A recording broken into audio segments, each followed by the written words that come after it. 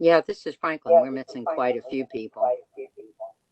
And I have echoing. Yeah, I can hear that. I Me can too. hear it on you too, Bill. Yeah, I hear. It's going to be a tedious meeting to have to hear everything not once but twice.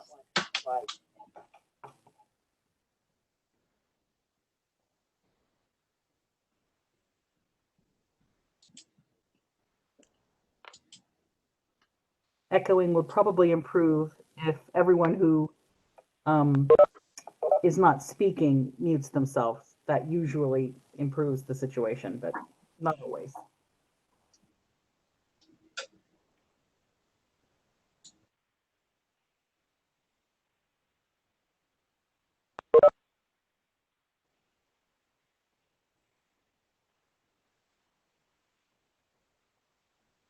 Kristen, are you at home or at the office?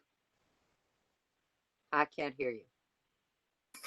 I forgot I muted myself. I'm in the office. I'm trying to keep track of everybody who's muted and unmuted. I thought you had a very nice home office if that was your office. And where are you, Shoshana? Can't hear you either. I'm not at the office. Not at the office. Hello. Hey, Peter. Can everyone hear me? I can hear you, Peter. Yep, loud and clear.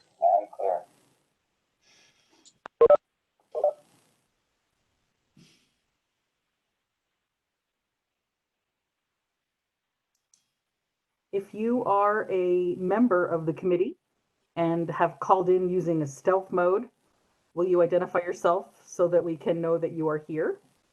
Yeah, let's do a roll call. It's Franklin and I'm here.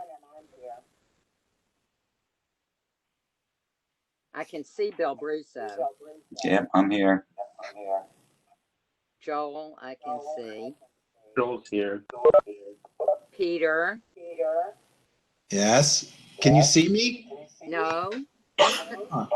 I can see Steve Waters. Who are we? Ah, Vilda. I can't see you, but I see your name. She hasn't joined yet. Oh. He's in the process. Hello, everyone. Steve Waters reporting. Hi, Steve.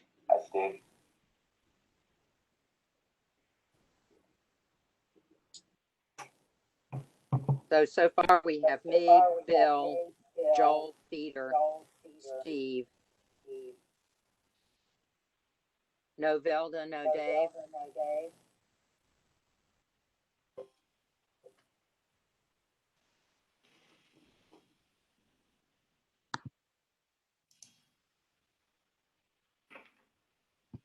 Somebody's microphone is on and reverberating.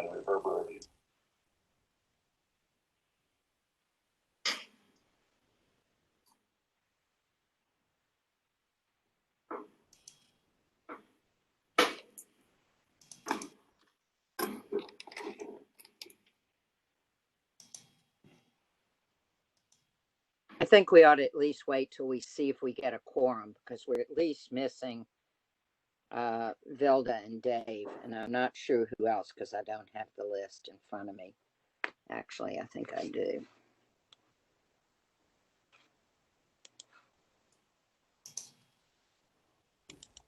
We're expecting Hadley and Jeff as well. Yes.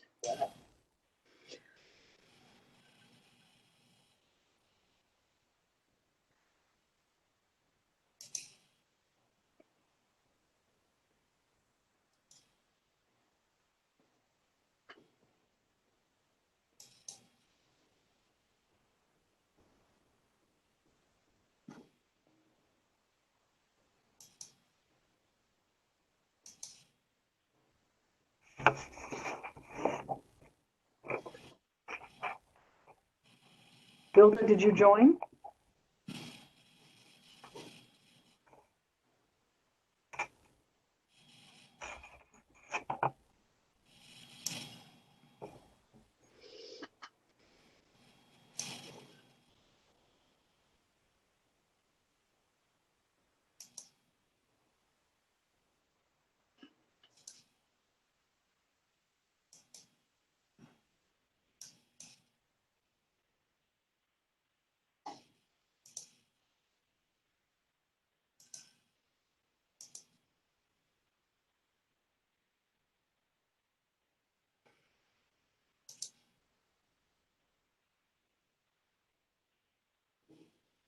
Okay, we might have Dave. Dave?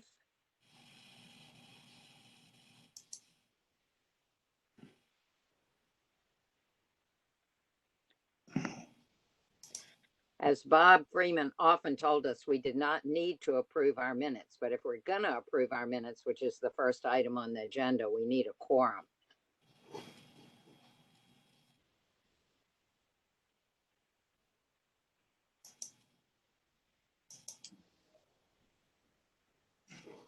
Nice digs, Peter.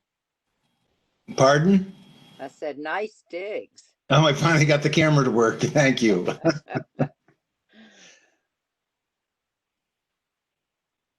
I'm at the lake.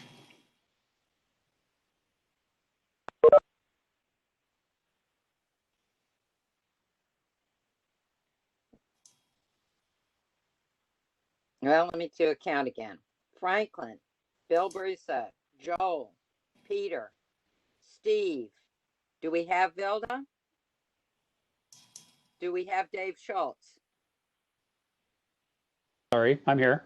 Ah, 1, 2, 3, 4, 5, 6. We've got 6, so I think we have a quorum. So why don't we begin with item 1 on the agenda? Sure, which let's is go through the agenda. The I'd like approval to of ask minutes for a motion to last approve the meeting. minutes.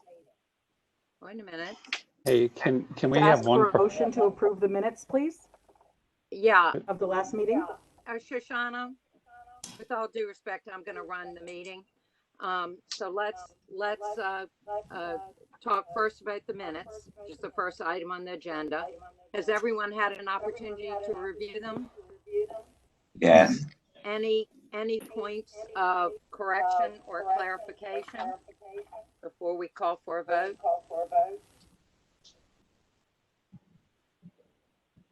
I have one point of clarification. It's on page 2 under paragraph 5. There's a statement that says a vote will occur at the next scheduled meeting, referring to a proposal to develop and adopt bylaws. That statement may have been made by someone at the meeting, but for clarification purposes, I think we need to clarify that there was no actual vote or decision by the board to do so. And the suggestion could be otherwise. That's my only correction or change.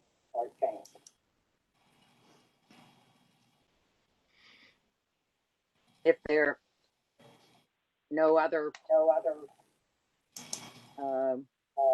comments on it, I would call for a vote of the minutes as clarified by me. And I ask if there's a motion. This is Steve Waters. I'd make a motion. Peter Grimm, I second. Any further discussion? All in favor? Aye. Aye. Aye. Any opposed? And any abstention? It's hard to tell on Zoom. Okay, I think we've approved them. Okay, report on the, item 2 is report on the recent activities of the staff. Shoshana, Christian, whoever's talking. We are still engaged in a pursuit of a senior attorney candidate, but we will be on hold pending budgetary considerations. In the period in the period June to August, we've had 14 formal advisory opinions issued. There's been a significant pickup on that since the month of September started. So I guess the summer was a period where people weren't necessarily asking for formal opinions. However, we've responded to 377 substantive phone inquiries, 453 written, substantive written inquiries, and we've received 1,029 appeals from various public bodies. So people have been busy this summer. We've had, I gave one formal training to a section of the New York State Bar and an interview to radio station WGXC on the issue of the governor's executive order and its intersection with the open meetings law. Kristen can talk about, there's several formal trainings planned for the coming month. I think people are reawakening to a certain extent, and I think some of those trainings, I believe they'll be virtual, but I'll let Kristen speak to that. Yeah, summers do tend to be quiet with training programs. Spring and fall tends to be our busy season. Normally I would be much busier this fall than I am, but a lot of the smaller organizations I think have foregone training. But next week I'm doing 2 programs for NICOM, one on the open meetings law and one for FOIL. On Friday, I'm doing a program with Paul Wolf for the New York State Coalition on Open Government. We're doing a FOIL talk, and I believe Paul's on the phone, so thank you for inviting me to that, Paul. In October, I'm doing a program for the Association of Municipal Purchasing Officers on FOIL, a program for the New York State School Board Associations. In November, Shoshana and I are doing a training program for the Office of the Attorney General. And it's tentative right now, but I believe we're doing something for the Bar Association in January for their local and state government section. So that's what I have on my calendar right now. And at the moment, it is all virtual. Have we been able to accommodate every request, every educational or training request that's been made to us? Yes, as far as I know. Yes, we have, Franklin.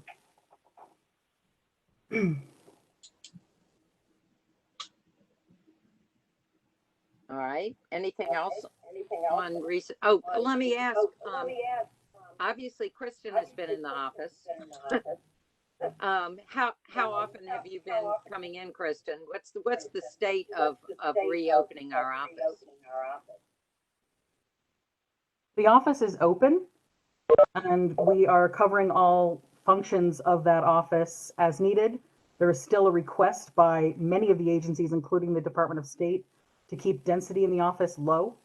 So we are accommodating that request by only sending people into the office when we need to physically be there. And that sounds wise to me. How often have you been coming in, Kristen? Our 3 staffers. I'm just curious. No. Up until a couple weeks ago, it was generally twice a week. A little more frequently recently, but most of our work, I mean, 99% of what I do, I can do remotely. So. Mm-hmm. Okay. Number 3, modernization projects. Since we last spoke in June on modernization, we've had another couple of meetings with members of various agencies that are helping us with this, the digital team and ITS. We are moving, I think, pretty quickly now toward a rebrand on the website. And that would include a new domain landing place for the website and a new email domain. We'll, of course, make you all aware of that as it happens. But the idea is to have an improved UI for visitors to the website. So we've spoken to both, like I said, the digital team and the Office 365 team, and we've approved their plans for moving ahead, which are coincident with moving ahead with the rest of the rebrand of the DOS website. Right? Anything else? Any questions?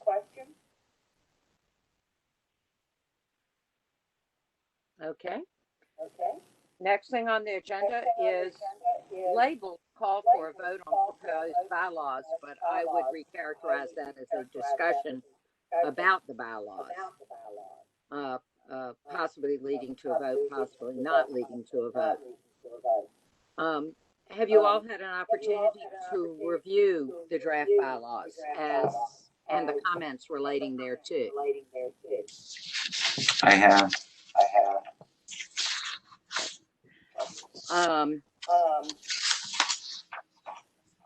Back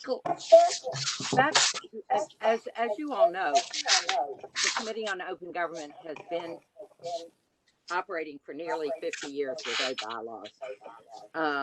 We had the same executive director. Things floated along pretty well all those years as far as the function of the committee, which is not to say that we don't need and shouldn't have further rules.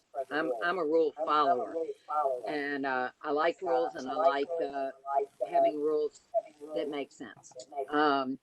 Last fall, when we were, I don't want to say leaderless because we had Kristen helping us, and we still had a almost full complement of board members. We had talked about getting together in the new year and talking about our agency and how it should look and how it should function in light of just new opportunities to do that with Bob's departure and, coming up on having been in operation for a long time. Our plan had been to have an in-person meeting, probably in Albany in the new year, with our new staff in place, new executive director in place. And obviously, events got away from us and we've never had it. My concern is that we're with promulgating bylaws, which may or may not turn out to be how we would like them to look. We're adopting a model that may or may not comport with what we think should be the overall tenor of the committee's activities and its operations. And I would like to see us do that and have that meeting, preferably in person, but failing that online, before we move forward with a model that gives me some concerns. And I'll point, there are bigger issues than this, but I'll point to two that are relatively small. One is our new board member noticed that we did not have, that our bylaws did not address how we would change our bylaws, which, as I glanced through some of the bylaws for other committees, other boards I serve on, all bylaws have that. And Robert's Rules of Order say we shouldn't have that. So that makes me worry. Having never prepared bylaws in my life, I was a litigator, not a corporate lawyer. It makes me worry that there are other provisions like this that are missing from our bylaws, and I wouldn't mind seeking further expert advice on that. On the other end of the spectrum, it seems odd to be embodying in our bylaws relatively trivial and flexible things like the date that the staff is going to get a draft report to the board. Bylaws are supposed to include things that are important and relatively stable.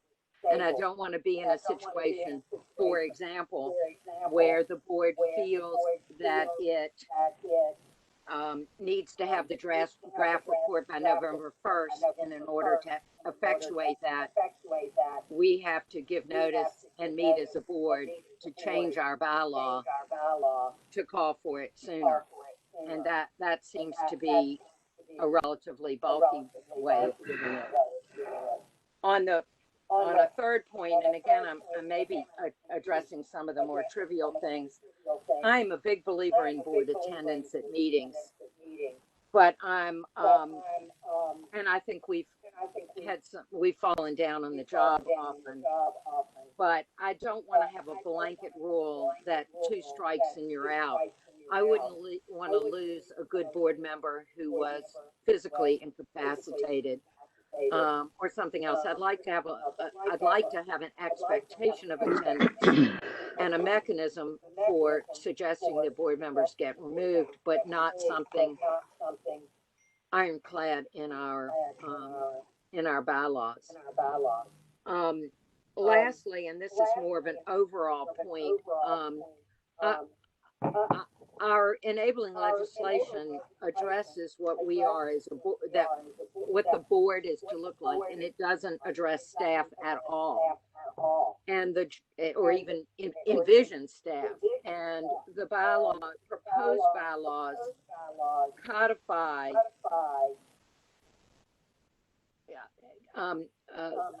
how the executive director gets hired and supervised, and codifies the relationship between the board and the executive director.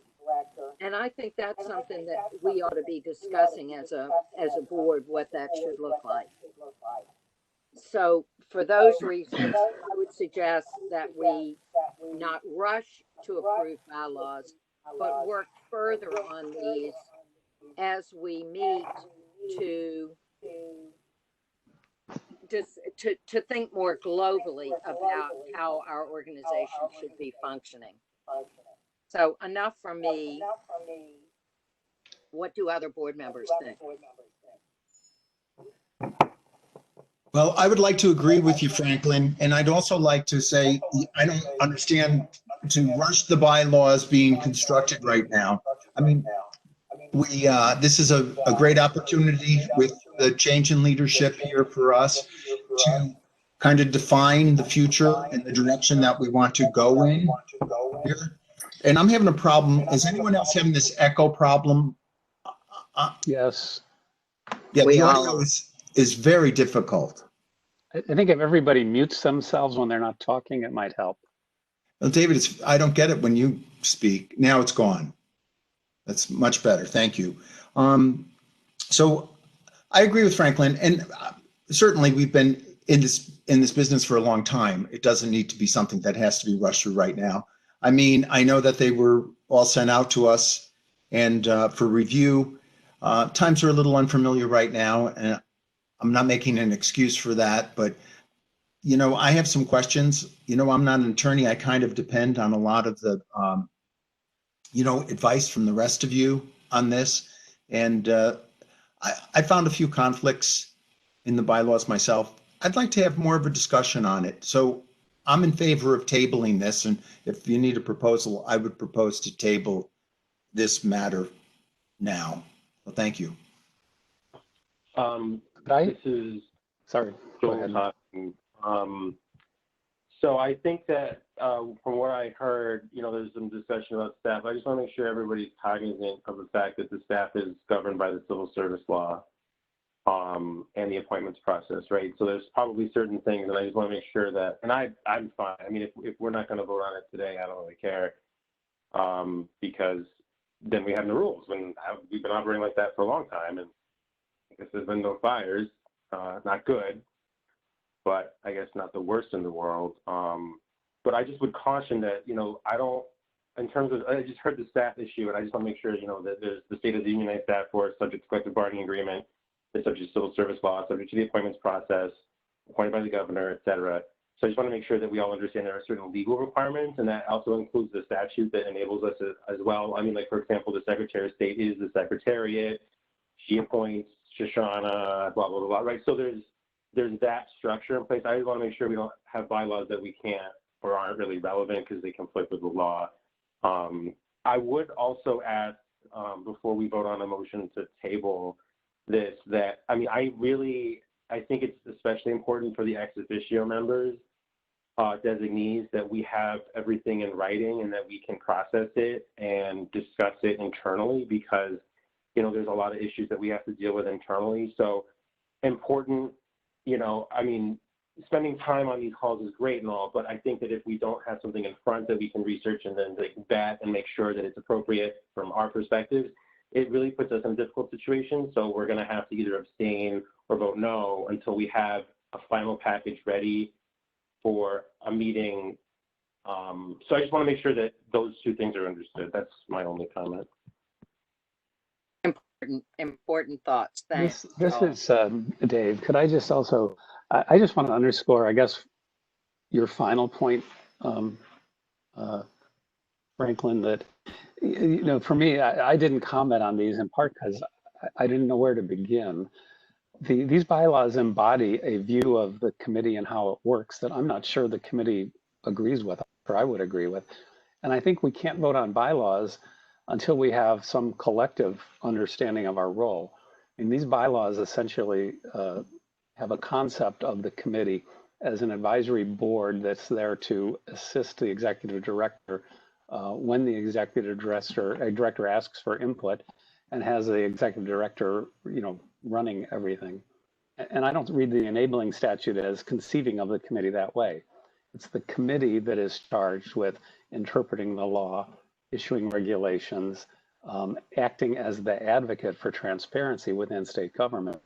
And then the committee is supported by services provided by the Department of State or the statute actually says any agency of the state and provide services to the committee. And I think the bylaws need to reflect that. And I actually was very excited with the transition, and I'm hoping that we can use this as an opportunity as a group to think about the role of the committee and empower the executive director to be more proactive in identifying the future transparency needs and how we're going to deal with them. It's one of the reasons I was very excited that Donna had a technology background. And I fear that we're starting off not exactly on the right foot. That there has been some major law changes, for example, and opinions written about how the law should be applied by a new executive director, who, without consultation with the committee. Maybe that was good. That's certainly how we did things with Bob, who'd been around since the beginning. But I fear that we as a group to talk among ourselves about what the role of the committee is, what we want to delegate to the executive director and how things should work. And I think that conversation needs to come before we try to put things down into a bylaws. I would support the motion to table.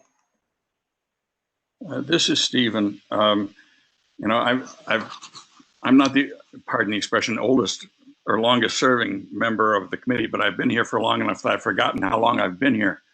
I think that the foremost guideline of the committee prior to bylaws has been collegiality and respect that I find wonderful. It's been a tremendously educational opportunity.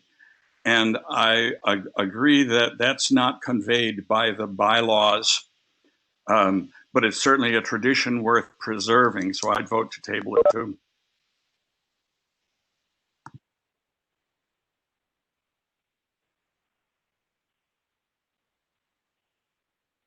Else want to speak?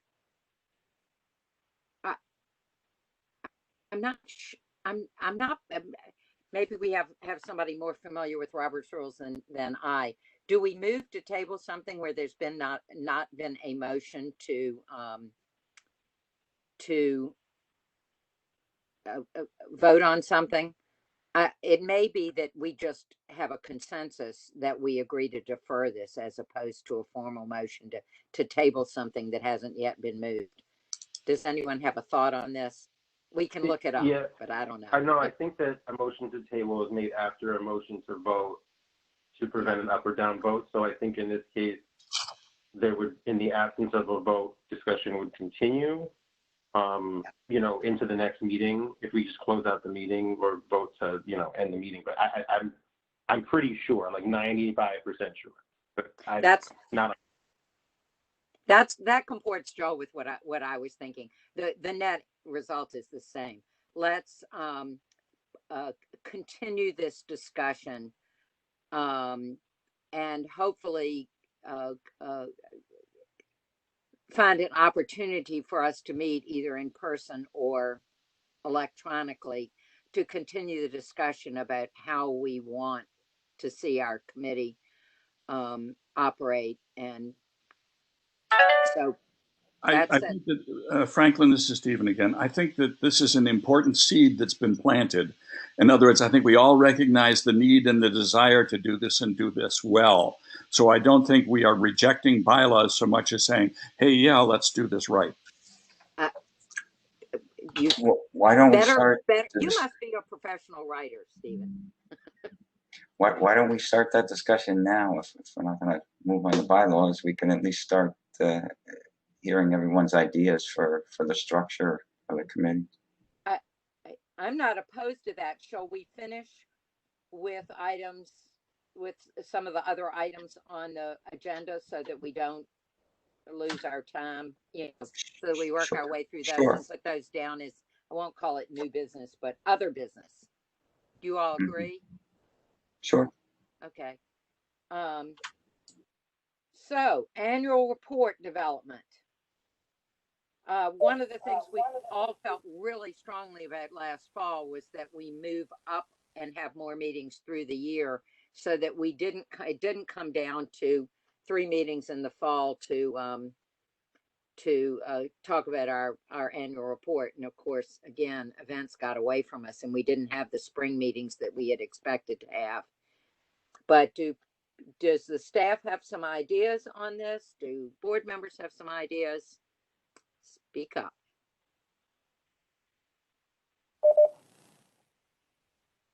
The staff have begun synthesizing the legal update for the annual report.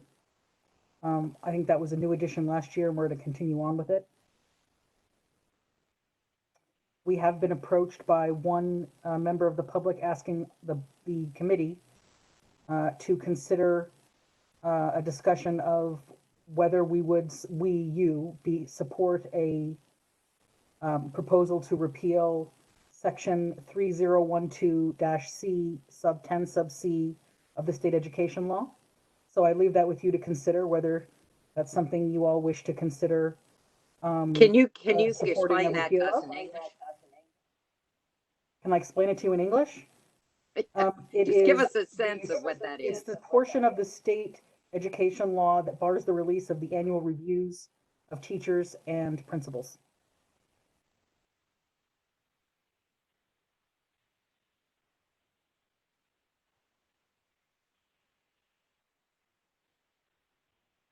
So it's just like the portion of their personnel record that deals with how well they're performing. That's correct. And certain people, teachers and principals, for reasons that are, I believe, well justified and well explained in other portions of the law and common sense, are not available pursuant to FOIL. But we have had, like I said, a request for the members of the committee to consider that. Okay. How is that distinguished from disciplinary actions? In other words, the ubiquitous one we've been dealing with the police. An annual review is 100% an opinion. That's Perhaps, clear. Thank you very much. Perhaps the staff could pull together some information on this 3012C. I lost track after that because it's not something I'm familiar with, to see whether that's a suitable topic for us to opine on. Sure, I can send you some details on it. There's been no controversy about it, except in this person's mind, but it is akin to if you want to make it, if the controversial view of it is that it is akin to not just other things that are subject to withholding under FOIL because they are interagency opinion material, but also the more controversial view is that it is much like an unsubstantiated allegation if it is negative, for example, in an opinion. Gotcha. Well, the question there is, where is the guidance forward or a performance review? In other words, are there standards or objective things that are intertwined with the opinion, so I can see how complicated it might be? I suppose that would be. This that is, would require this you is to look at some difficult. Could I examples. just say a word or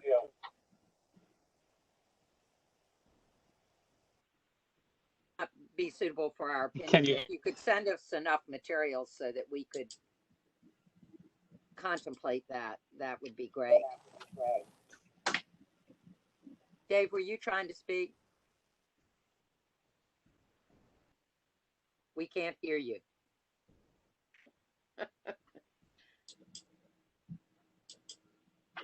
It seems to me there are follow-on issues from 50A, the staple of our report for the last 7 or 8 years. They're working their way through the courts, but there may be issues that flow from that the committee has a view on. So that's another area. I would just caution Shoshana, that oh, sorry. I would be curious, you know, and this is coming from the perspective of somebody who is an employee of the state. You know, we have a lot less privacy, you know, than the members of the committee that are, you know, work or did work in the private sector. You know, right? You know, our salaries are public, et cetera. But what I'm wondering, and what I actually don't know, and I'm a little embarrassed I don't know, are our, you know, for example, evaluations done on the employees, which are the opinion evaluations, right? I'm not talking about disciplinary records or anything. I just mean, like, you know, an annual evaluation or something like that that a normal supervisor would do. Are those public right now for like a regular agency? And if we don't know, that's fine. We can look into it. no, I mean, we know that they're subject to redaction pursuant to interagency and of statements of opinion and those kinds of things, and personal privacy Okay. considerations as well. There's just no statute precluding them from being turned over in FOIL like it is for this particular class of persons under the state. Right, right. That makes sense. Okay. Yep. Thanks.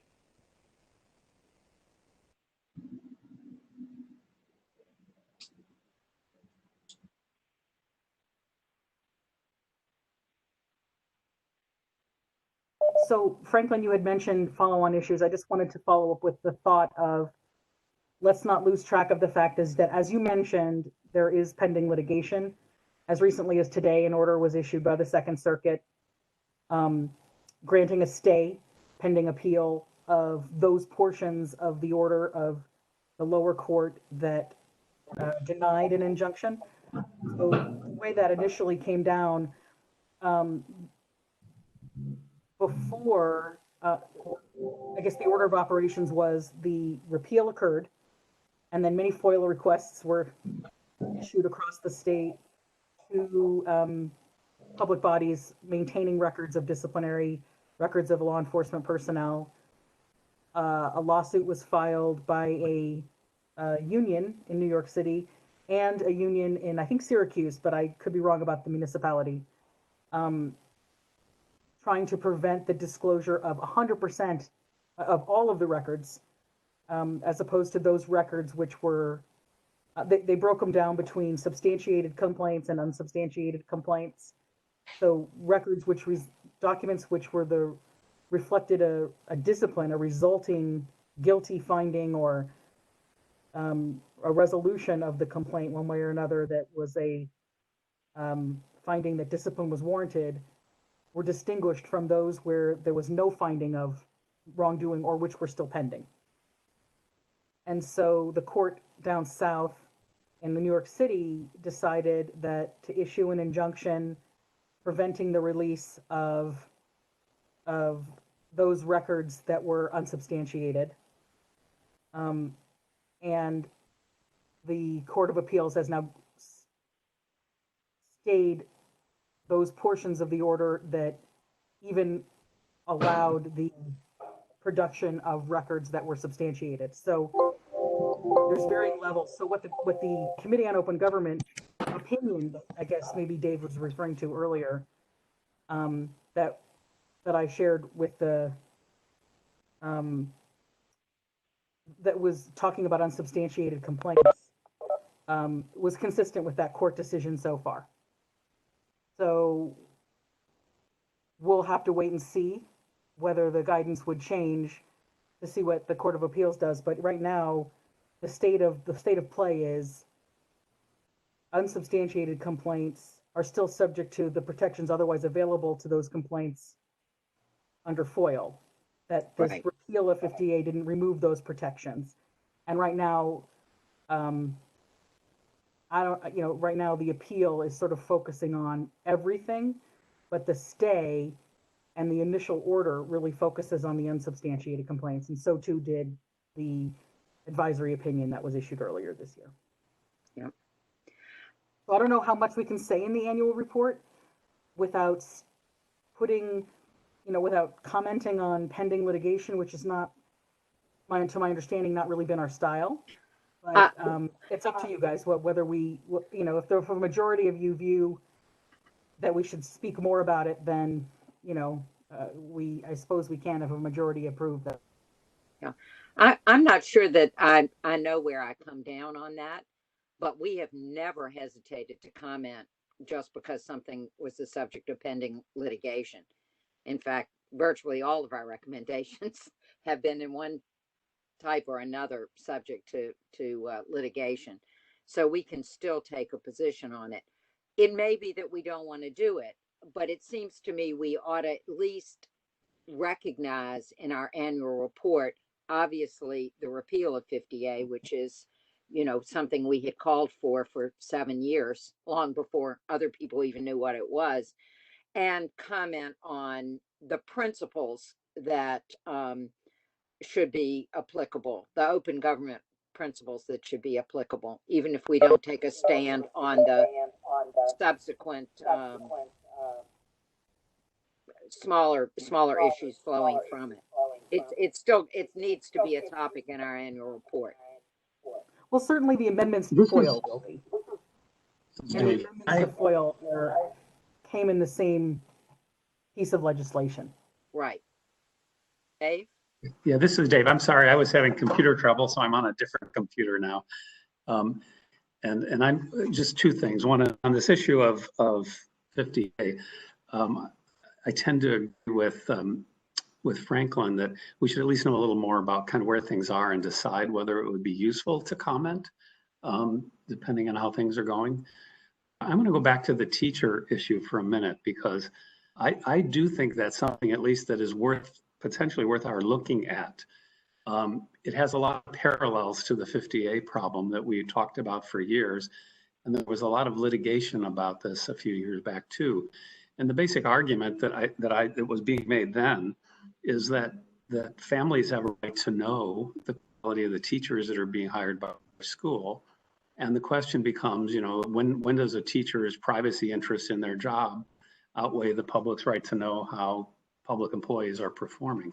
And I agree that it's a thorny question, and I think maybe the legislature has resolved it. But since someone has asked us to look into it, I don't think we should just brush it off as though there's not an issue there. We should, because the institutional forces at play are a lot like the whole problem with this. This is Stephen, and I think we have to try to be ahead of the curve.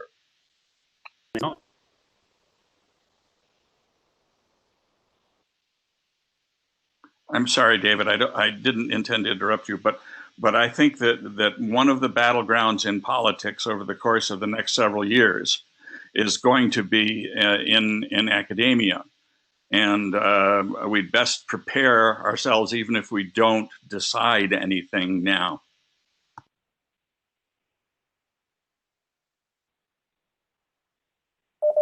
So we need more information to discuss this going forward, what we do with it.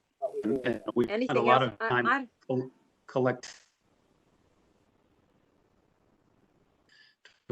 We have people come in and meet with us.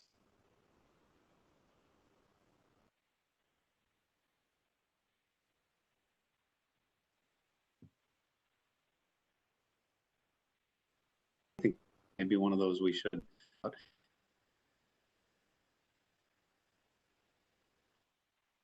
David, your connection's not very good. You keep coming in and out.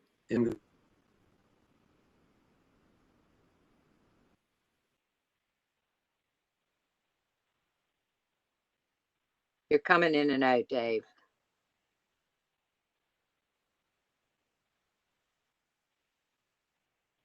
Maybe you need to do just a phone link. Change would be. David, can you hear us? David? Maybe you need to David? just do a phone link, Right. David.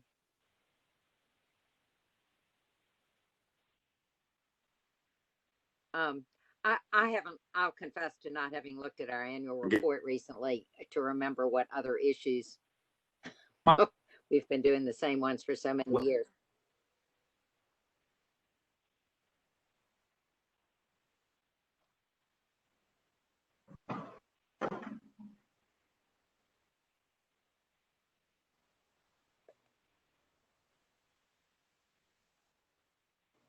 Did we lose everyone altogether? No, you're all there. I'm here. I'm here. Okay, well, we seem to have lost Dave. Any event, let's, as I started to say, there was a little A and B, strategic priorities and proposed legislation. Did the staff have anything in particular in mind under each of those? No, those were requests from Dave Okay, to be placed on the agenda. okay. Well, we obviously need to have another meeting soon to move forward on our annual report, and hopefully we'll have Dave in a more concrete manner by then.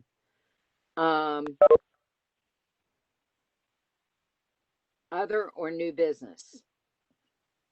To me, I have one other.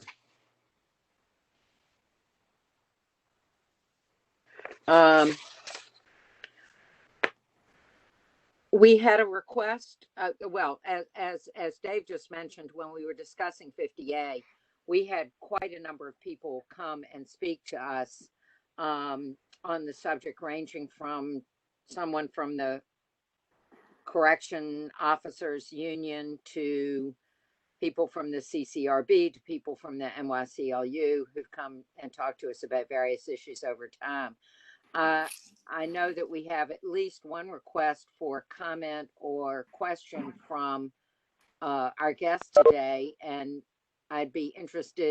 we'd all be interested if in what you have to say. I'm sorry, which guest are you talking about? Well, I think any guest, I know in particular Paul Wolf was interested, so I'll call on him first. But if there's anyone else, we'll hear whatever they have to say. Paul? Thank you. Can you hear me? Yes. Thanks for giving me the opportunity to speak. I want to say first, before I start, that I have great respect for the work that the Committee on Open Government does. I appreciate all the volunteer time you as board members put in and the great work the staff does. Your website is just a tremendous resource, and we're fortunate to have your organization in New York. So I appreciate everything you do. One of the things I look forward to is your annual report. So every year I look forward to that to see what suggestions you're making for changes in legislation. And I wanted to just throw out a couple ideas for you to consider.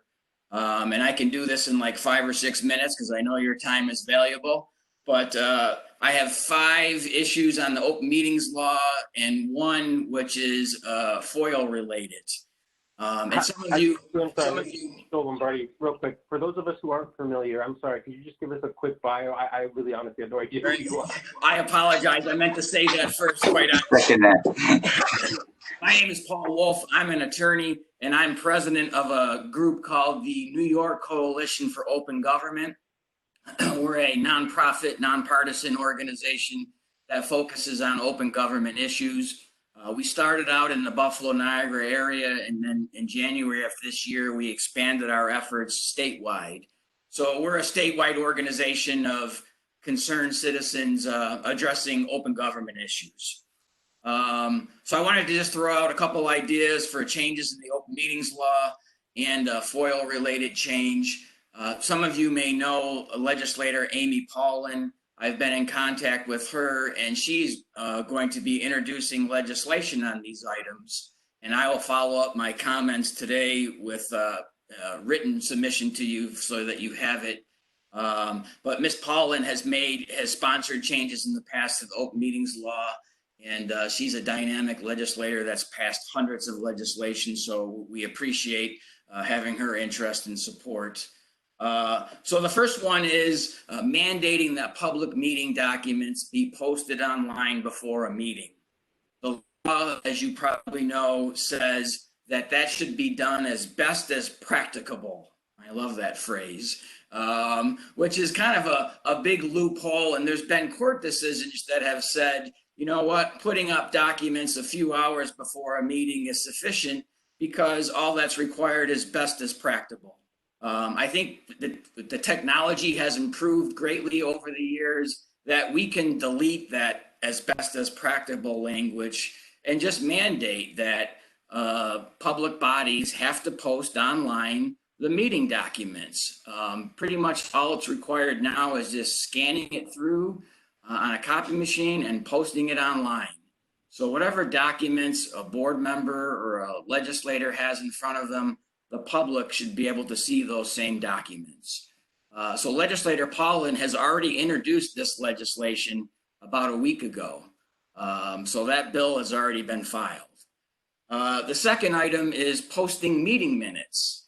As you know, the open meetings law does not mandate that meeting minutes have to be posted online. And it should, in our opinion. All the law requires is that within 14 days, meeting minutes should be made available. Other states such as Virginia and Vermont require that meeting minutes have to be posted online. Ms. Paulin has agreed she's going to introduce legislation requiring that meeting minutes be posted online within 14 days. I don't think that's an unduly burdensome requirement. Far as I can tell, 99% of local governments have a website. They put information on there. So it's just a matter of making the information available to the public. We are in an electronic age, and that's something that should just be done as a matter of course. Paul, I have a question. It's Franklin. I have a question about that. You're calling for the minutes to be posted.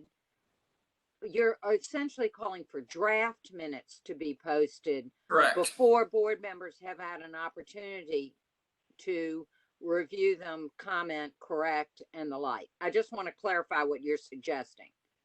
That's correct. Okay. Items 3 and 4 are live streaming meetings and posting meeting videos online. During the pandemic, the governor in his executive order required that meetings be live streamed, and I think this has been huge for the public. Even after we go back to in-person meetings, I think that's something that should be mandated going forward. Again, local governments, the technology is much better than it was 10, 20 years ago. Local governments have managed doing live streaming of Zoom meetings. It'll be a little more complicated as far as live streaming in-person meetings, but I don't think it's insurmountable.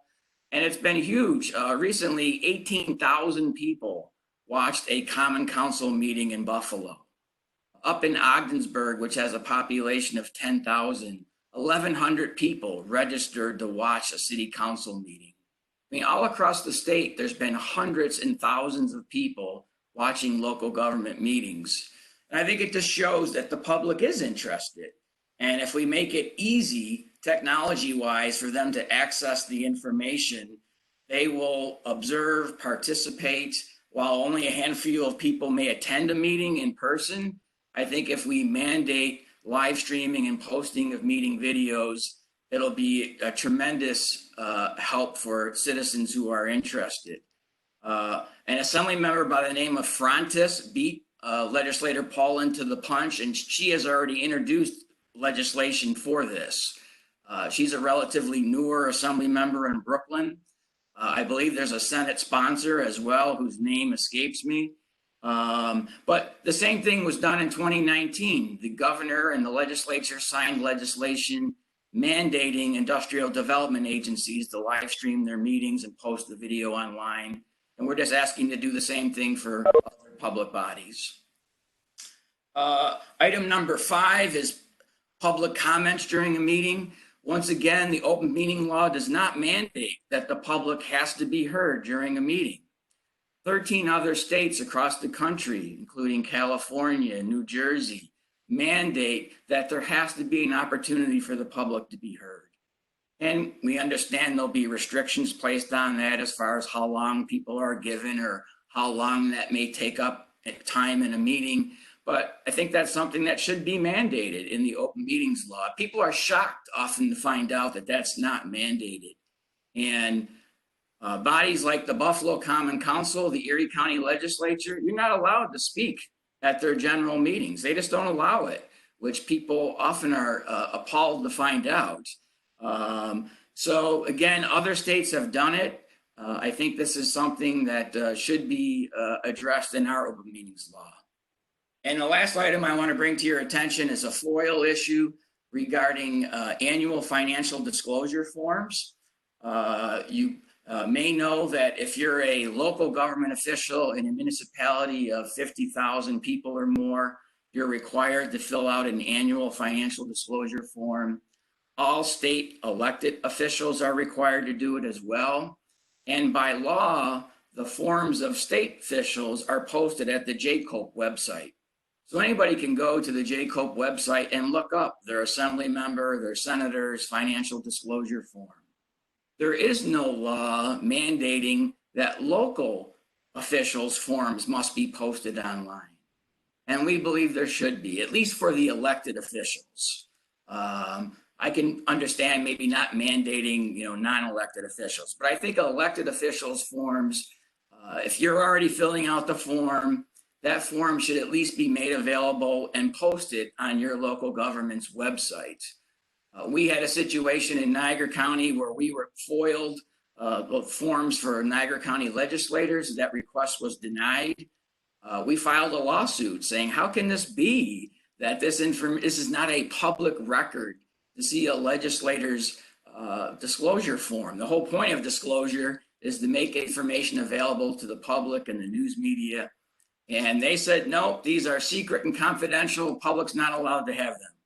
Well, just last week, we won a Supreme Court decision that ruled that the forms are a public record, but it shouldn't be something that you have to go through the FOIL process. There's a law mandating state forms be filed online. Let's do the same requirement for local officials.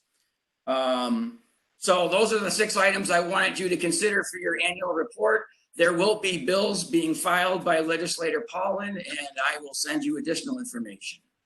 Paul, I have a question. It's Franklin. I missed your number 4. I got number 3 as live streaming. And I'm sorry. Number 4, which I kind of lumped in there and did not address, was posting the meeting video online afterwards. Gotcha. That was 4. Well, this is lots of food for thought, and it's exactly what we're interested in having to consider. Anyone else have any questions or comments about anything that Paul has proposed? It just raised a question with me, Franklin. This is Dave. I just curious, maybe this is a question for Shoshana, but do we monitor the things that are put in front of the legislature so that we can comment on it on a routine basis or in this area? We monitor legislation having to do with amendments to the open government laws.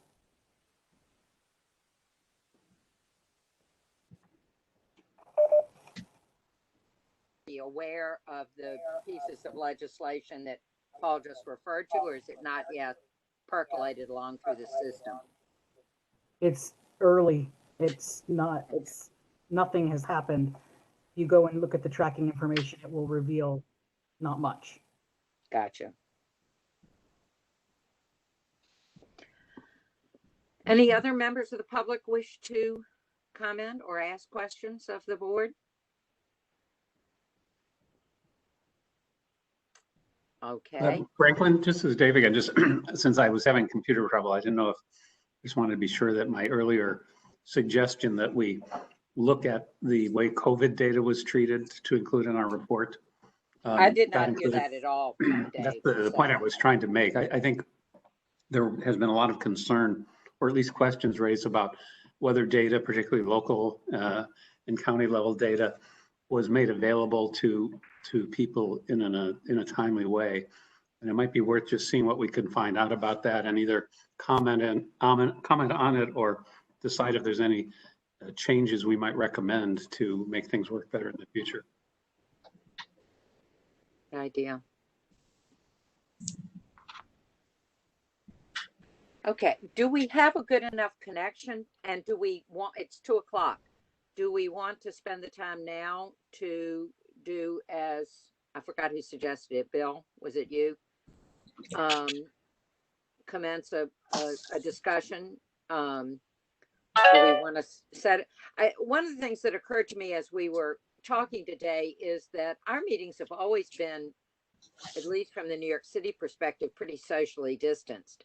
And I know there was always a crowd of you in Albany, but Buffalo and New York, you know, we had 2 or 3 people in a pretty big conference room.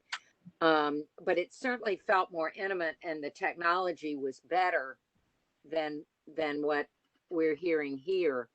And I wonder if there's a thought, and if it's legally permissible for us to try some version of the way we used to do our meetings, as opposed to this WebEx business.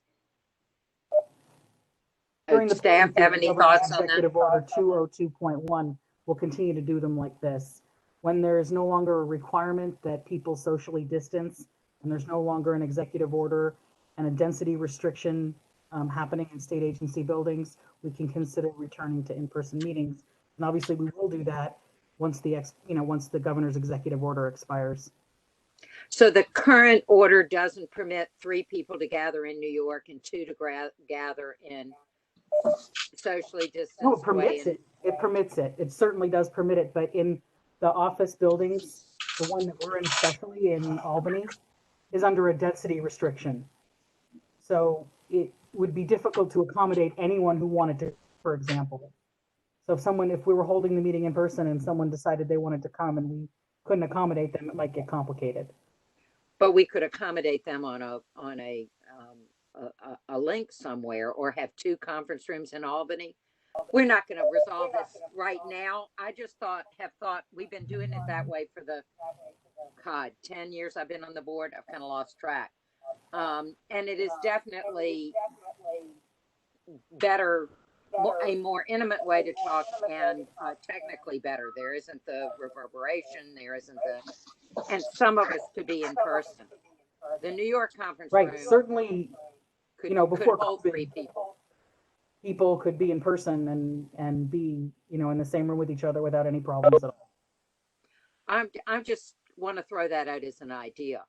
Vilda, you're probably familiar. Do you work in the New York on is it Water Street? I forgot where William Street. William Street. Yeah, William Street.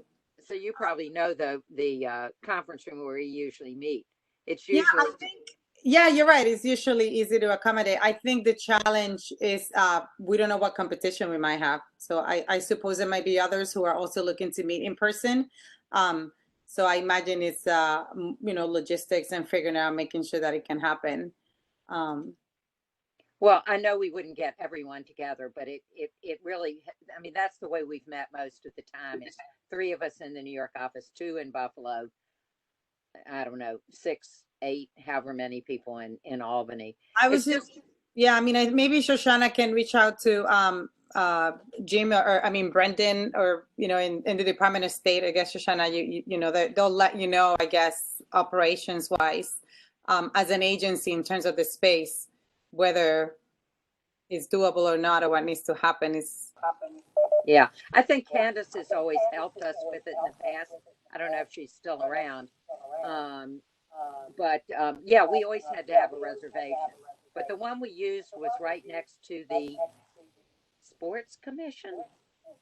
I can't remember what else was on the same floor, but it seemed to me it had to do something to do with athletics. And that was a good sized conference room. So it's just a thought, that might be easier than what we've got going on here. And also, I think to the extent that we have a board meeting where we don't look to make decisions, but look to talk, we need to think about the open meetings law requirements in terms of having other people present and having to accommodate that. I'm not looking to exclude it. I'm just saying let's take that into account too. This is Stephen, and actually, I'd like to have a blend. I invest 4.5 hours, not including meeting time, every time I have to go to Albany to meet with the committee.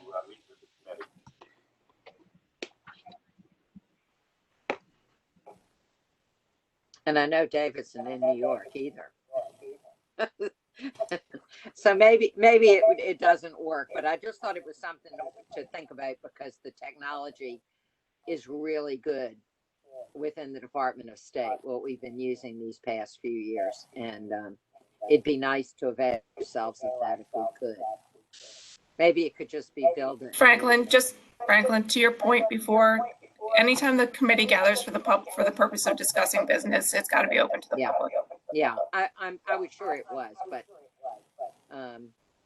we don't usually have a cat thousands coming, and they can be plugged in electronically. So, so do we want to start a discussion, or should we maybe have an agenda and have our well, we've got two big topics. One is the one of more globally. What do we want our organization to look like going forward, and the other is the annual report, and we need to have an annual report meeting pretty quickly to move this forward, particularly because there are all sorts of new matters for us to contemplate. So I suggest, I hardly even know what month it is. Is today September 17th? Yes. Well, don't we want to aim for a meeting in early October on the annual report? That would be good.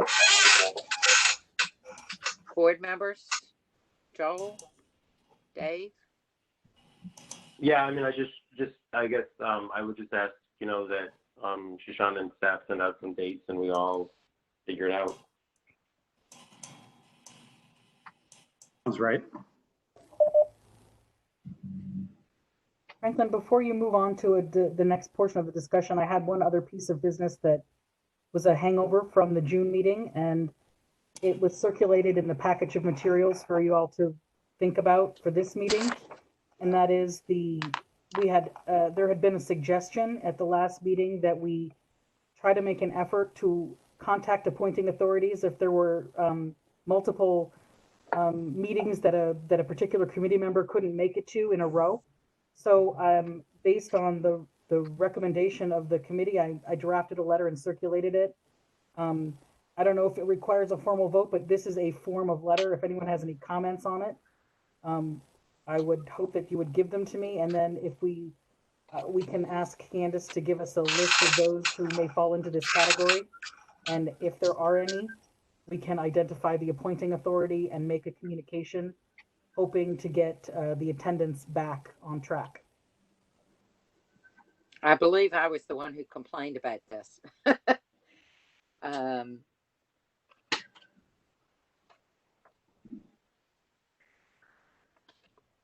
This is Stephen, and I frankly don't know who's not attending, and I don't know why. And I think understanding that is by far the more important priority than setting an official process. I can give you the names of people who in the past and currently aren't coming. People, plural. It may be down to one person. What I said was it was hard for me, or any board member, I think, to call another board member who was appointed by a government official and say, "Why aren't you coming?" It just was a little bit improper. So I'm sort of in favor of having some sort of a trigger, but I'm certainly open to suggestions about how to deal with it. We just had a very high absentee rate over the last 2 years. We had trouble getting a quorum. Well, at this point, Franklin, with the meeting in this format, I know you don't prefer it, but with the meeting in this format, we've had a lot better attendance. And we are down to just one member who is consistently unable to make it. So I could send a version of this letter that I circulated to that person's appointing authority and see if we can't trigger some additional attendance. I don't know if it'll work, but this is what we discussed in June. I just wanted to make sure that I followed up on it. If it's no longer the desire of the committee to make these kinds of communications, we can scrap it, but it was in the minutes and it was a to-do for me. And so I wanted to make sure that we address it. What was of even more concern to me is the vacancy that we have. And I've asked repeatedly that it be The chamber filled. will be making an appointment imminently. Yay, okay. Shoshana, this is Dave. I just want to thank you for holding that in front of us. I, for one, would favor some sort of a notification. Okay, well, I don't know, Dave, if you have an opportunity to look at the form of notification that I prepared, if you have any comments, let me know. If anyone objects to the fact of a notification, it didn't seem like it in June, everyone was in favor of it. That's why I prepared this. If the sentiment has significantly changed since then, please let me know. But otherwise, I will make a communication along the lines of this form of communication unless I receive objections to it. How's that? If I get 6 objections, then I won't send it.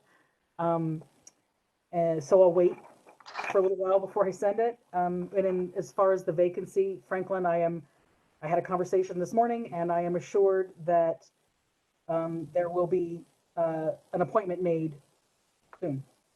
Excellent. And the letter looks good to me. I hate that it comes to this, but apparently it does. Hi, everyone. I just, this is Vilda. And apologies because I was about 10 minutes later. I was one of those having technological issues myself. Candace called me and gave me the great idea of just using the phone in the meantime. So apologies for that, but great to meet everybody. I know it's not the topic right now to introduce myself, but since I'm about to make a comment, I'm asking to do that. We wanted to welcome you, but you weren't here. Thank you. Welcome to Apologies. the I don't know if committee. you guys want to mute yourself because I hear the echo and I know it's kind of annoying for everybody else. So yeah, so just today is my first committee meeting. Thank you so much. I'm really excited to be here representing our Secretary of State, who is somebody that I admire a lot. Bill, can you mute yourself? I am muted. No, you're not. No, you are. Because we hear you shuffling papers.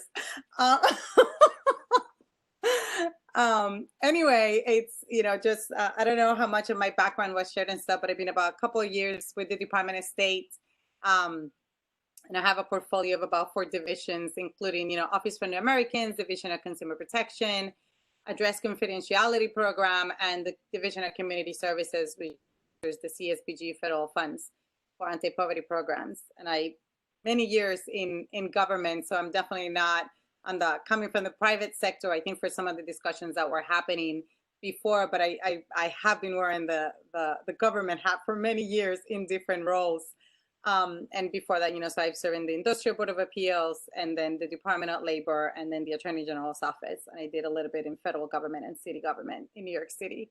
So I'm really excited. Thank you all for welcoming me. I look forward to many discussions. A point just for these letters, Shoshana, I don't think that anybody who gets a call from their appointing authority should be upset that the appointing authority got a letter like that. I think it's very professionally drafted. I think it addresses the issue and it doesn't say shame on you or anything like that. It just simply says, I think very nicely, we count on the attendance, right, and the participation of the committee members. So I think it's important to raise it. We don't know if there might have been an issue, right? We don't know if the person just, for whatever it is, hasn't taken the time to express the just challenges in joining the meeting. Perhaps the person doesn't really even want to be in the committee anymore and hasn't told the appointed authority. And we'll be grateful if this kind of letter is sent to the appointed authority. who knows? My point being that also traders, I think it was Steven who made a comment before about it hasn't really been an issue, why are we doing it?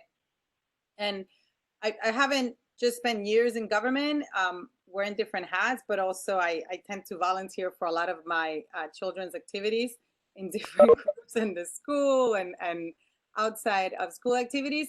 And I one thing that I've noticed that I've learned is that it's great to make decisions in general and not necessarily because of what's happening at the moment or who's in a particular group at the moment.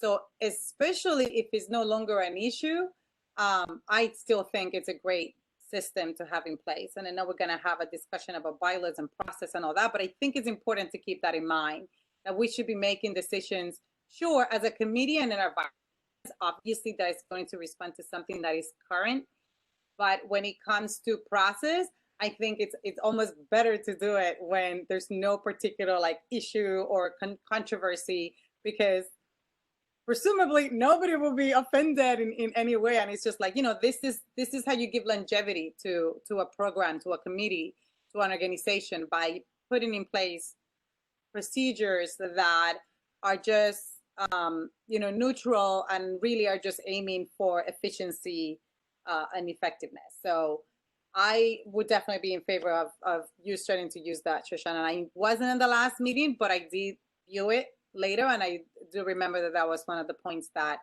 was outstanding. So thank you for bringing it up, and I'm up for it. And so welcome. I'll mute myself now.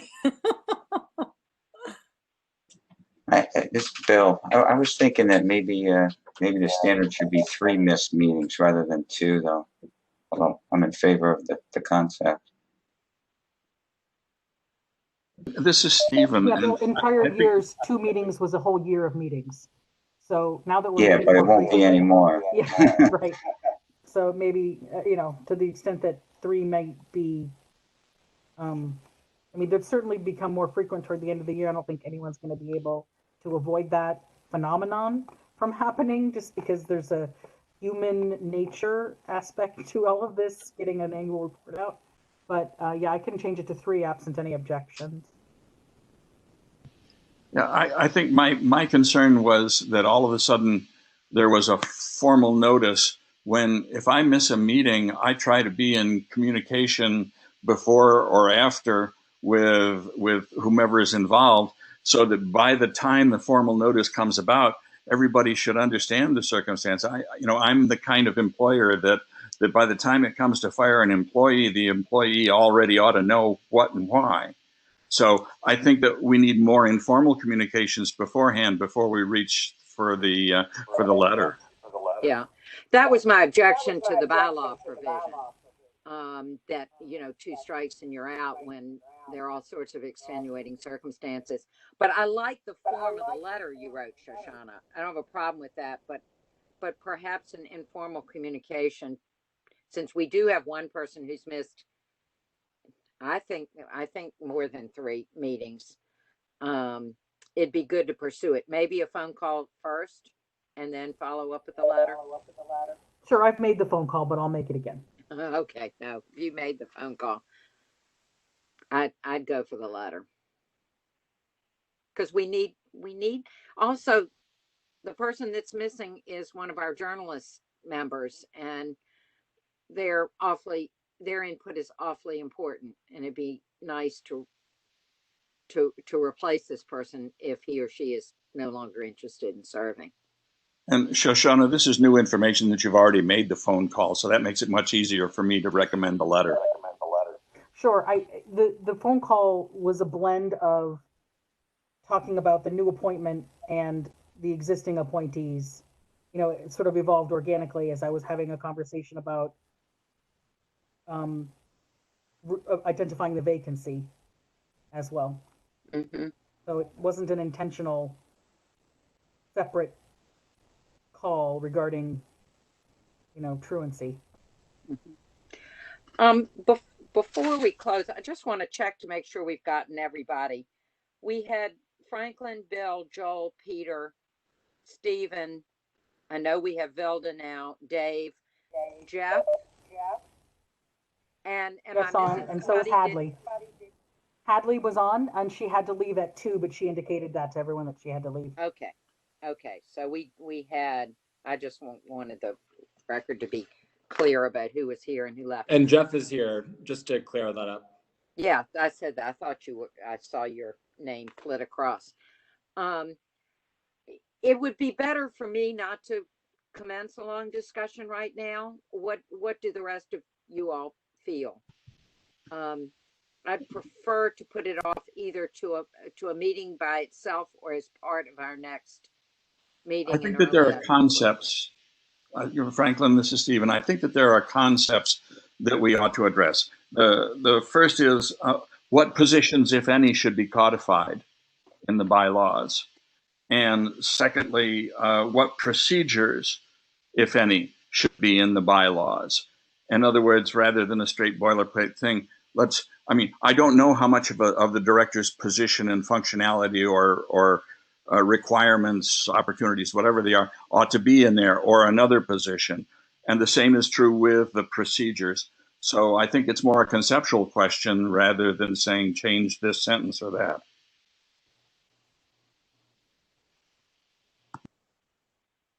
I agree with that completely. I don't know if we lost Franklin. She's frozen on my screen.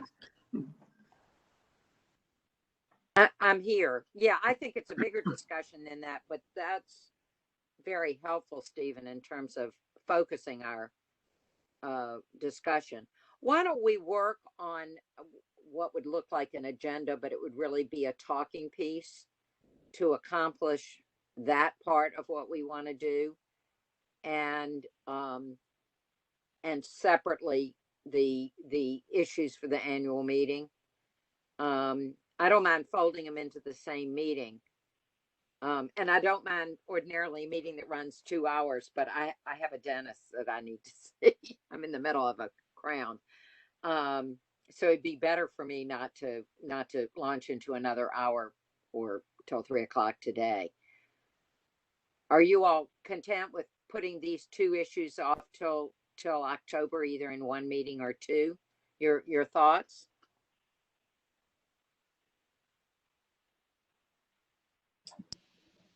Silence betokens consent. Sure. It's fine. Okay, well, let's get dates together for early October. Yikes. Let's get dates, Candace, to send around dates for October, and then we can take a look at our agenda and see whether it's a 1 hour meeting or a 4 hour meeting, and break it up accordingly. And if you could look into the logistics of maybe meeting in the New York office, that way you're in the you're at New York Department of State, right, Belda? Well, that way I'd at least be able to meet you, but maybe it doesn't work and I can stay right here. So I'm happy to meet elsewhere if people want to go for a coffee or something like that. Oh, well, I don't mind doing that. It's a committee meeting. My birthday is next week after all, so. I'm not doing indoor dining, but we could find a park bench and a cup of coffee. I'd be happy to do that. Shall we adjourn for now? For the minute taker, 12:24, 2:24. Okay. Do we have a motion to adjourn? Motion to adjourn? I'll second. All in favor? Aye. Aye. And any opposed? I think it carries. See you all in a couple of weeks. Hi, everybody. Okay. Right. Thank Thank you. you, Donna, for herding the cats. Yes, and if anyone is interested in being board chair, let me know. Okay. Doesn't need to be me.